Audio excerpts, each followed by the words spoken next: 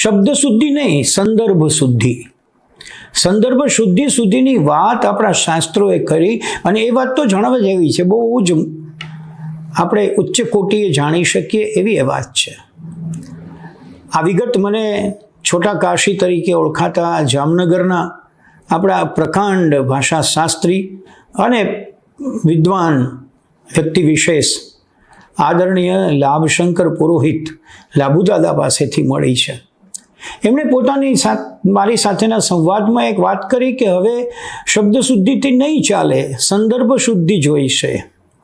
અને એમણે ઉદાહરણ આપ્યું કે તેજ એવો શબ્દ છે, એનો અર્થ આપણે શું કરીએ? પ્રકાશ, સાદો ને સીધો. પણ આ શબ્દ ક્યાં વપરાય છે એના પ્રમાણે એનો અર્થ નીકળે છે, એ સંદર્ભ શુદ્ધિ છે.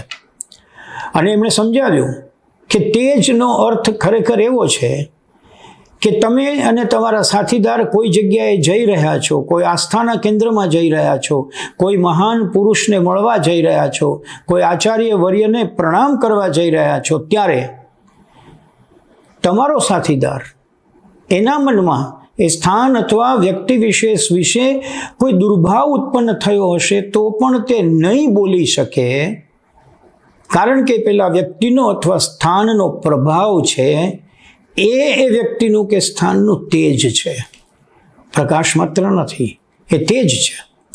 જ્યાં તમે એના વિશે નબળું વિચારી ન શકો એવી કોઈ જગ્યા એ સામેની વ્યક્તિનું તેજ છે.